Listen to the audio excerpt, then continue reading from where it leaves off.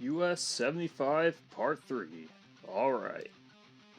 We will be turning around and heading the other way from the Canadian border near Noyes, Minnesota to Omaha, Nebraska. Before I continue, please do everything you see in the lower left hand corner, so like, comment, share, subscribe, turn on notifications, and let's get started. Alright, let's talk about US 75 southbound. So starting here roughly at the Canadian and US border, we have a sign for Canada Highway 75 and Interstate 29 for Fargo and Grand Forks. I think that's a good sign. Putting both of those on there is pretty good. Grand Forks is more for local traffic. Fargo is for more long distance traffic, so that's good. But we're not really concerned about this sign. We're going to be concerned about this Highway 200 for Emerson turning left. That's where we want to go to get to regular US 75. And as we split from Highway 200, we want to go straight here to get to the Canadian US Customs over here. However, as I mentioned in the northbound videos, it is not operational. It's closed, so you would need to go on 29 and Canadian 75 to get through to those customs. Our first indication that we are in the US is this Kittson County sign right here. We don't have a welcome to US or welcome to Minnesota sign, at least what I could see. And we also have the speed limit sign up here, and we have a train right here. So Cormash, if you're watching, here's a train, and we'll see a lot on this road. Our first directional sign we see at this first junction we have Halleck sign straight, which I don't really think should be the primary control. Here's our first reassurance shield that I could find. And Halleck is the bottom line city. Halleck's not really that big. I think either Warren or Crookston would probably be a better sign than Halleck. And here in Halleck we have left to US 59 and right for Cavalier, North Dakota. And then Warren is signed for going straight. And Warren going straight, I think, is the right choice and should have been the choice from the border, in my opinion. Here we have Stephen 8, Warren 27, and Crookston 58. And now we just have Angus and Crookston once we are in Warren. Here we're meeting with US 2. 2 gets its horrendous control city of East Grand Forks once again. I really don't understand that at all. I do, but I really don't. And we'll be concurrent with West 2 for a little bit. And here we're on US 2, and we're signed for Moorhead, as I had feared. There are gonna be control cities like this that are gonna give me Moorhead aches more than anything.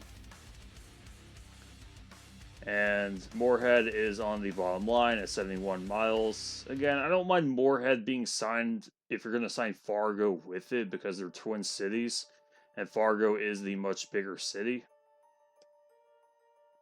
Here we are with another sign with Moorhead on the bottom line, and we have a very long train right here. So, yeah, here you go, Cormach. Here we are meeting with Minnesota Highway 200. This was requested by the Dirtbog, so thank you for the request. We're meeting with US 10, and we'll be concurrent with it for a short time. It is signed for Fargo and Breckenridge. Fargo is mostly for US 10 here, and then Breckenridge is for US 75. Then East 10 gets Detroit Lakes. And once the 10 and 75 concurrency ends, it ends at the stoplight.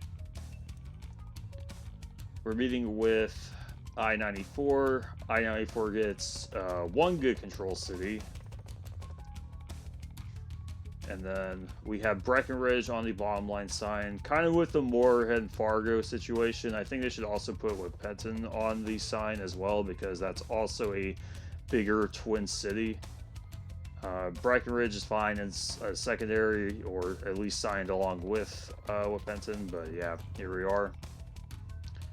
In Minnesota, you see a lot of these signs. You see adopt a highway signs everywhere instead of, I don't know, mileage signs.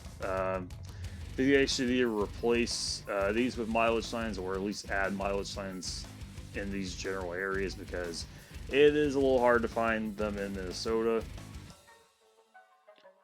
And here in Breckenridge, we have Wheaton 27, which I think is probably the correct choice from Breckenridge. Wheaton 17, one of these are easel signs. After Wheaton, we have Ortonville on the sign now. Ortonville, I think, is a logical choice. Now we just have two cities. We have Clinton 7 and Ortonville 19, and another adopt a highway sign right here. So at least they're doing better in this area with the mileage signs and adopt a highway signs. Reading with US 12 right here. This is in really bad quality, so I apologize for that, but that's the best I can find. Now we have Odessa 7 and Appleton 22, which is not on this route. It's on US 59, but we don't meet with US 59. We have to get on this state highway to cut over to it. And Appleton's not really that big, so I don't really know why it's signed. And we do have Bellingham 9 and Madison 19 on this next sign, so that's a little better. And now we have Canby 23 and Ivanhoe 41. I feel bad for anybody that's named Ivan that happens to live in this town. I imagine they probably got made fun of a lot. But I think Canby could probably do the job here, or maybe have Canby 23, Pipestone, however far. Pipestone would probably be a better choice than Ivanhoe. We're meeting with 212, and Canby is still signed, which is okay for a directional sign. And we have Montevideo and Watertown, South Dakota as our choices for 212. We have another mileage sign just past it. We have Ivanhoe 17, Lake Benton 31, and Pipestone 50. I think this is a good sign. Lake Benton is a fine secondary, and Pipestone is a more sensible primary. Now we just have two once we're past Ivanhoe.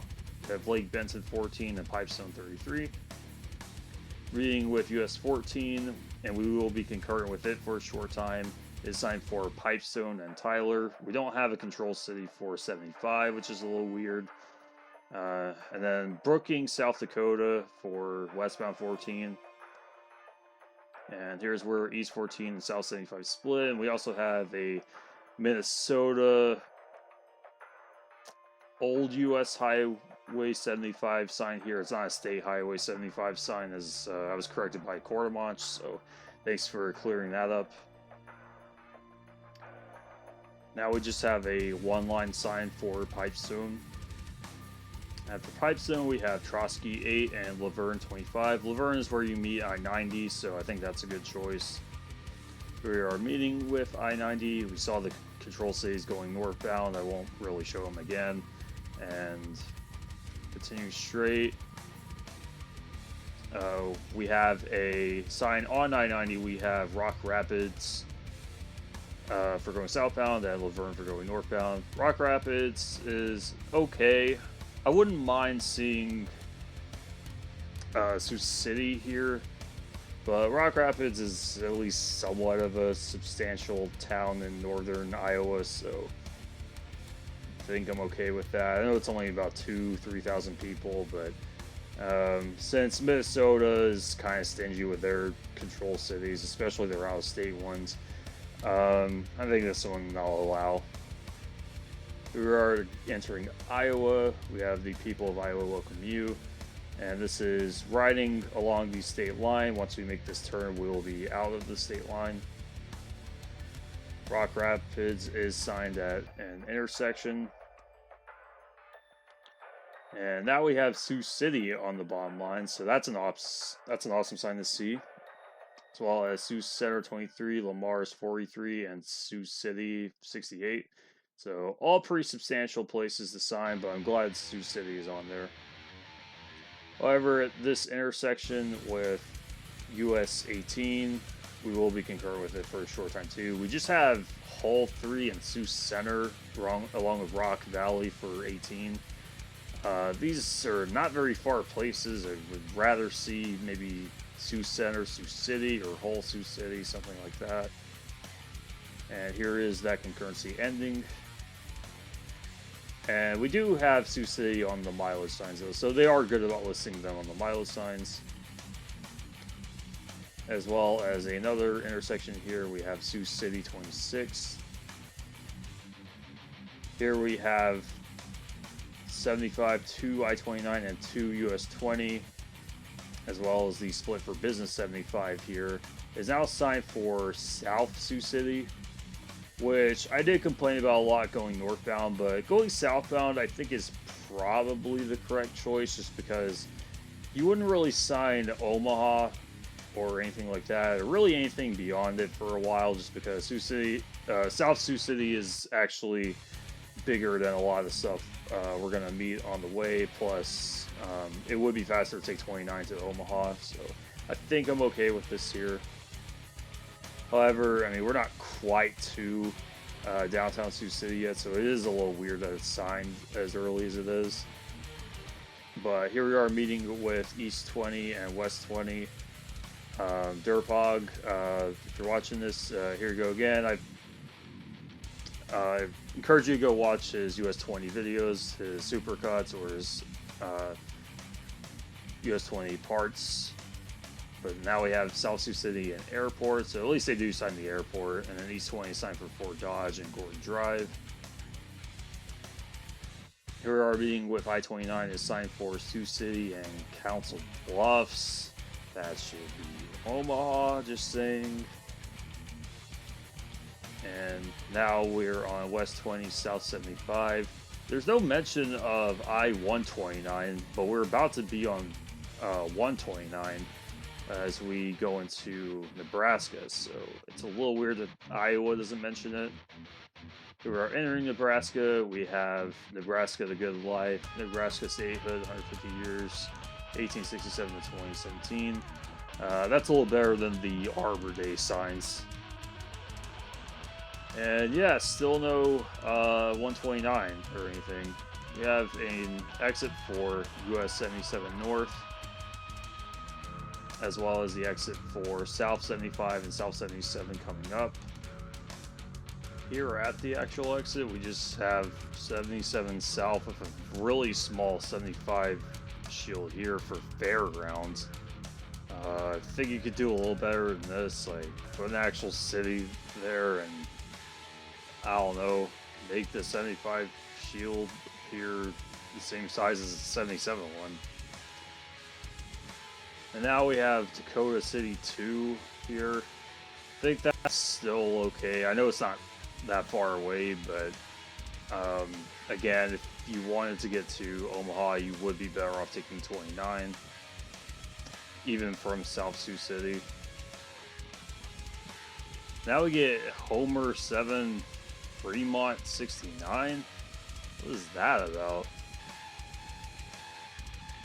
And here is a roundabout where we have Detour South 77 right here. Now we have Decatur 20 and Omaha 79.